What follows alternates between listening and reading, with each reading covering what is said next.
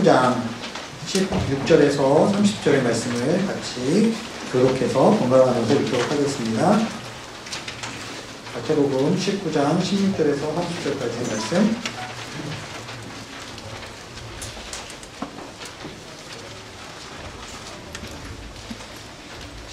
한 사람이 예수께 와서 물었습니다. 선생님, 제가 영생을 얻으려면 어떤 선한 일을 해야 합니까? 예수께서 대답하셨습니다. 왜 너는 선한 일을 해야 선하신 분은 오직 한 분이시다. 내가 생명에 들어가려면 계명을 지키라.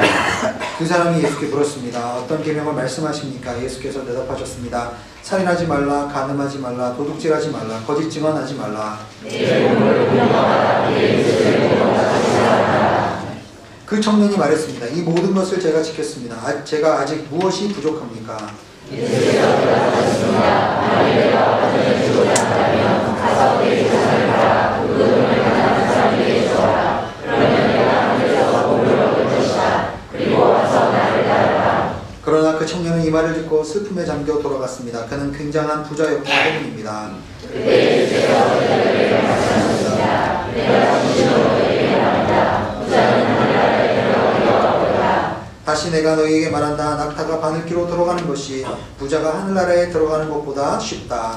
제자들은 이 말씀을 듣고 매우 놀라웠습니다. 그러면 도대체 누가 구원을 얻겠습니까? 예수께서 그들을 바라보시며 말씀하셨습니다. 사람에게는 불가능한 일이다. 그러나 하나님께는 모든 것이 가능하다. 베드로가 대답했습니다. 보십시오, 우리는 모든 것을 얻고 선생님을 따랐습니다. 그러면 우리는 무엇을 얻겠습니까? 예수께서 그들에게 말씀하셨습니다. 내가 진실로 너희에게 말한다. 새 세상에서 인자가 자기의 영광스러운 보좌에 앉게 되면 나를 따르는 너희도 12보좌에 앉아 이스라엘의 12지파를 심판할 것이다.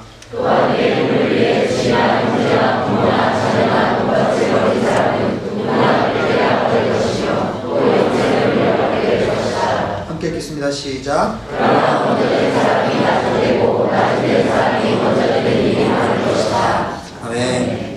네, 이 시간에 우리가 함께 먼저 몇 가지 기도 제목 가지고 함께 기도하고 나서 말씀을 듣도록 하겠습니다. 먼저 이 중동과 또 북아프리카 지역에 주의 복음 증거하시는 우리 귀한 선교사님들을 위해서 축복하며 함께 기도하기를 원합니다.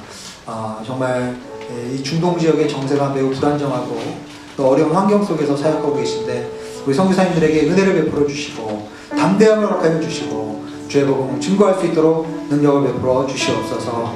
두 번째로 우리 박영숙 집사님을 위해서 계속 우리가 중보하며 기도하겠습니다. 제가 이번 주에 한국에 회의차 잠깐 다녀왔는데 신방을 했습니다. 같이 만나서 대화하고 함께 기도하는 가운데 또 우리 박 집사님 2차 항암 치료 마치고 이제 다음 주부터 3차 항암 치료를 시작하는데 정말 하나님의 은혜 가운데서 또 정말 잘 이겨내고 있습니다. 하나님께서 이 가정 가운데 하나님 함께하여 주시고 은혜를 베풀어 주시고 하나님 아버지 오늘 대표 기도하신 우리 집사님 기도처럼 우리가 한 몸 되어서 함께 고통과 아픔을 저희들이 나누며 또 함께 생명의 왕노릇하는 귀한 은혜의 시간들이 될 수 있도록 함께하여 주시고 우리 박영숙 집사님뿐만 아니라 또 여러 가지로 사업상으로 또 질병으로 또 가정에 여러 가지 기도 제목이 있는 또한 가정들이 있습니다. 자녀가 아파서 또 정말 기도하고 있는 우리 박영훈 형제 가정이 있는데 하나님 아버지 정말 각 가정마다 하나님 아버지 함께하여 주시옵소서. 이 시간 우리가 함께 합심하여 기도하겠습니다.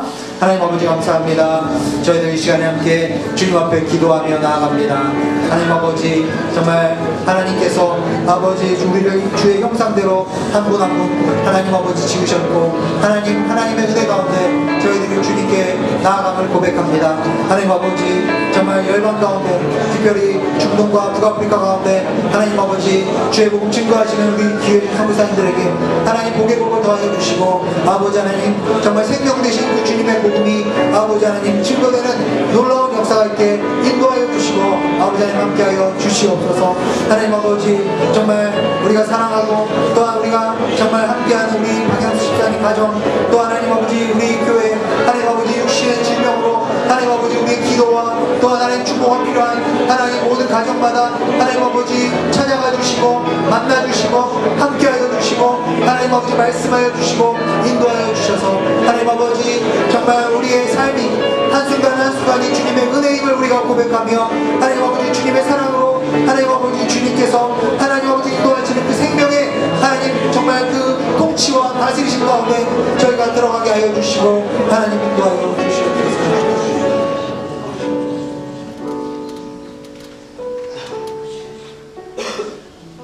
하나님 오늘 말씀을 통해서 인간의 노력으로 영생을 얻을 수 있는 것이 아니라 생명 주시는 선하신 그 한 분, 그 하나님께서 인간으로는 할 수 없으나 하나님의 그 은혜로 하실 수 있음을 우리가 믿음으로 고백하며 나아가기를 소망합니다.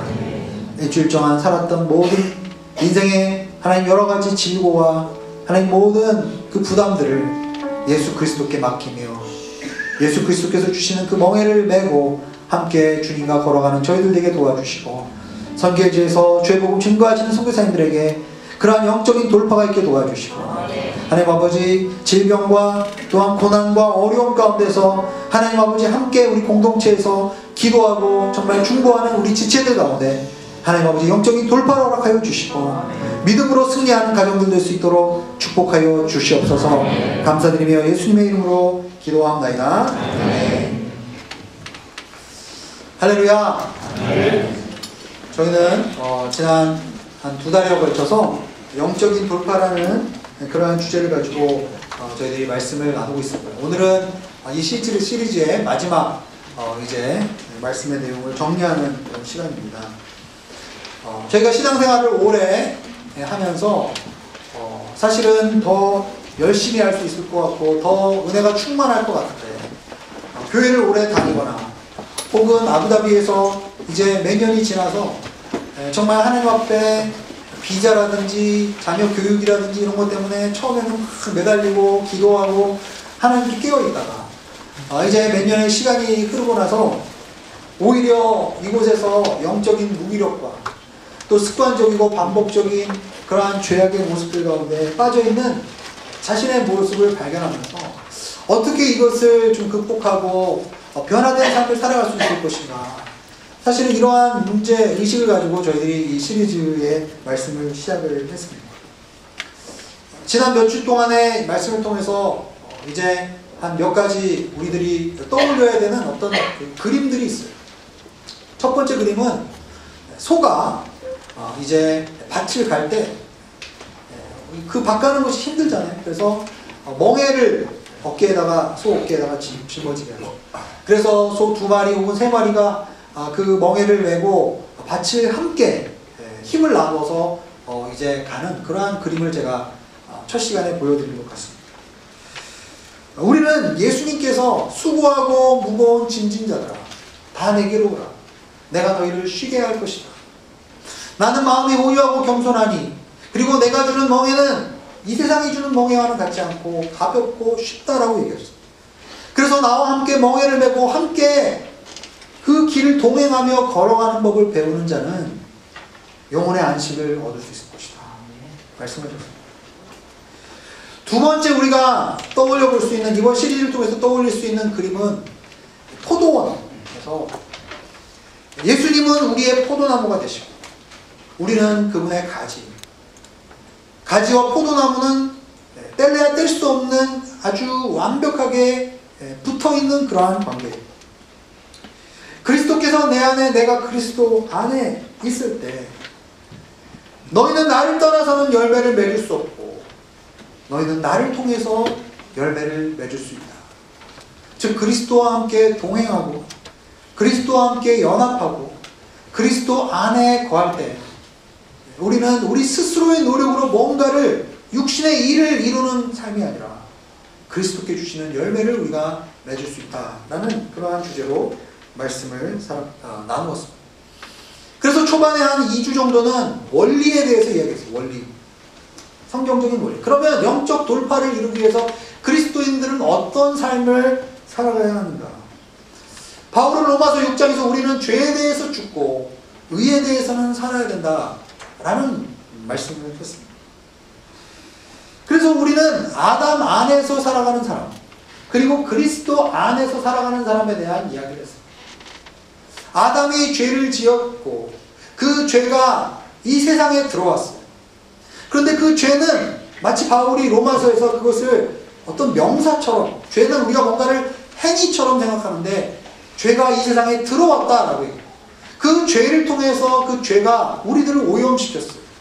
그래서 우리 모두는 아담 안에서 그 아담이 지었던 모든 죄악의 결과와 영향력들 안에 우리가 신음하면서 살아가고 있습니다.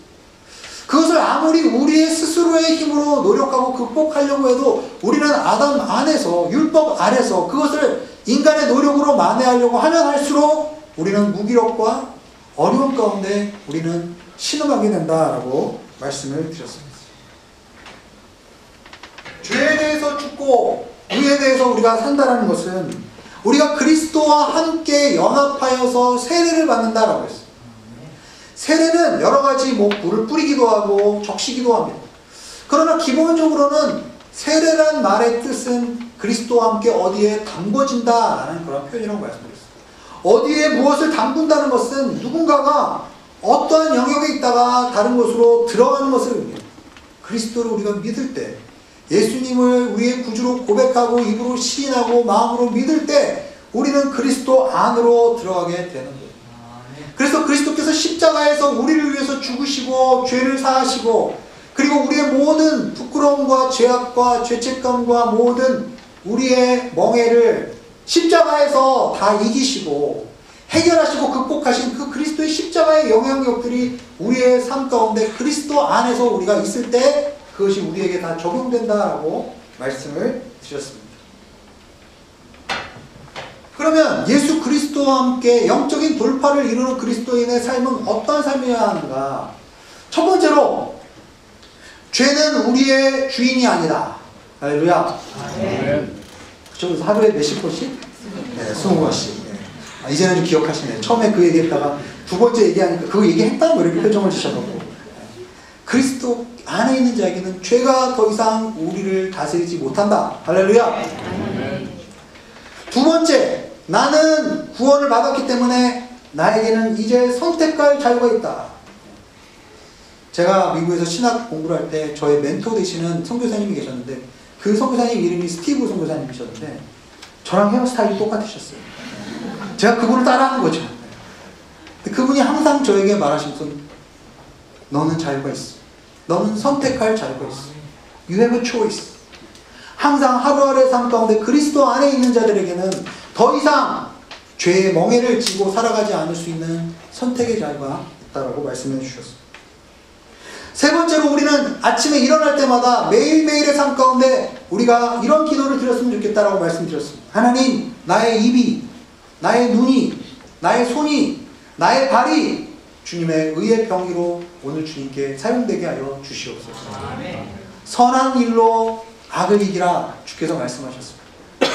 우리가 보아야 될 것을 보게 하시고 보지 말아야 될 것을 보지 않게 하시고 우리가 말해야 될 것을 말하게 하시고 말하지 말아야 될 것을 말하지 않게 하여 주시옵소서. 이러한 그리스도의 은혜 안에서 그리스도의 은혜를 체험하고 선포하고 그리고 그 선택을 누리면서 매일매일 주님과 동행하면서 살아가는 삶의 그 삶의 영역 가운데 우리는 쫓기는 자로서 살아가는 것이 아니라 부르심 가운데 살아가게 되고 우리의 하루하루의 일상의 일을 어떤 의미에서 우리가 살아가게 될 것인가를 이해하게 되고 그리고 우리의 인간관계 안에서 친구관계 안에서 어떻게 우리는 사람을 사랑하고 섬기는 가운데 하나님의 진정한 영적인 제자로서 살아가게 될 것인가 이러한 영역들에 대해서 구체적으로 삶의 영역에서 적용하는 그러한 말씀들을 나누었습니다. 이제 오늘 본문의 말씀은 그동안 우리가 이 시리즈를 통해서 배웠던 이 말씀들을 다시 한번 복습하고 정리하는 그러한 의미에서 다시 한번 말씀을 우리가 살펴보기를 원합니다. 오늘 본문에서는 어떠한 부자 청년이 예수님께로 찾아와서 질문을 합니다. 그 질문은 무엇이었을까요? 마태복음 19장 16절의 말씀을 같이 한번 다시 읽어보도록 하겠습니다. 시작.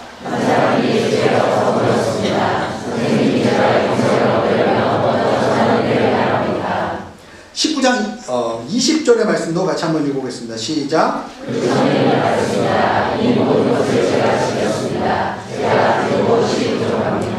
이 부자 청년은 두 가지의 질문을 예수님께 드리고 있습니다. 첫 번째는 영생을 얻으려면 무엇을 해야 합니까?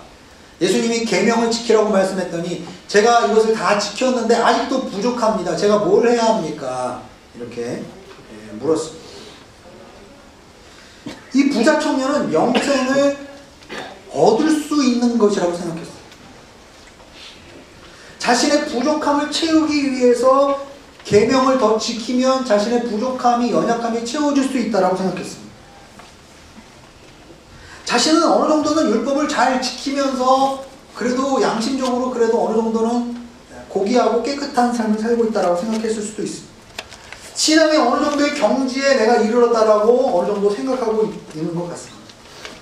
그래서 이제 조금만 더 노력하면 내가 영생을 완벽한 하나님 앞에서의 경지에 이를 수 있다고 생각했는지도 모르겠습니다. 여기 성경에 보면 그는 부자였다고 얘기합니다. 부족함이 없었다라고 얘기하고 있습니다. 그래서 그는 자신이 가지고 있는 재물과 시간의 여유와 자신이 가지고 있는 그 풍요로움을 가지고 좀 더 높은 차원의 삶을 살기를 원했던 것 같습니다.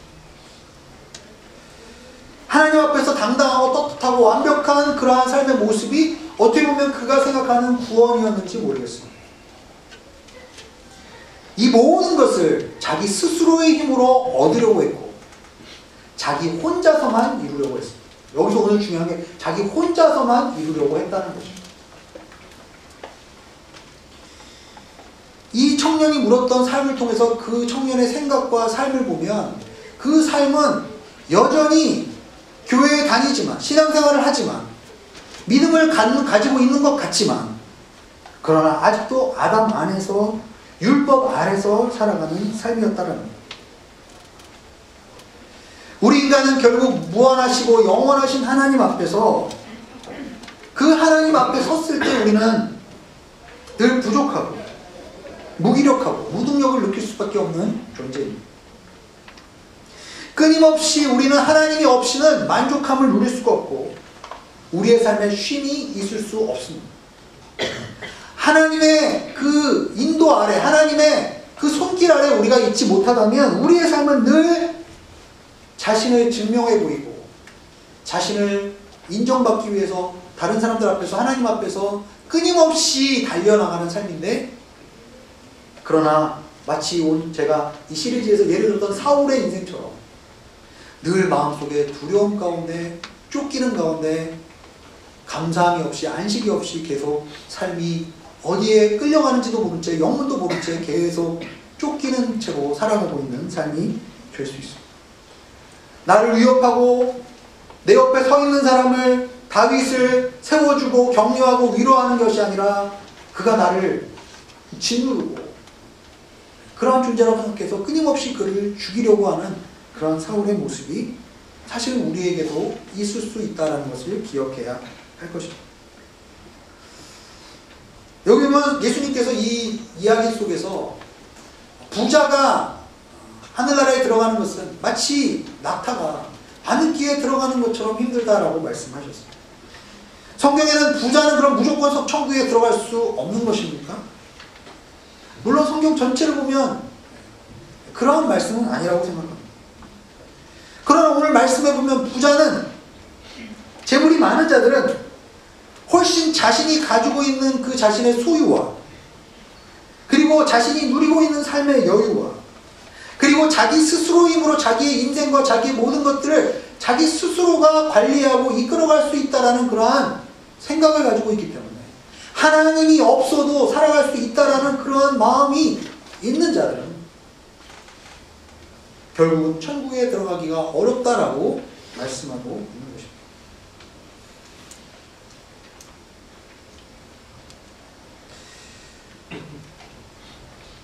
무조건 부자가 천국에 들어갈 수 없다 보니까 베드로가 나서서 질문을 합니다. 20절의 말씀을 같이 한번 읽어보겠습니다. 20절 말씀.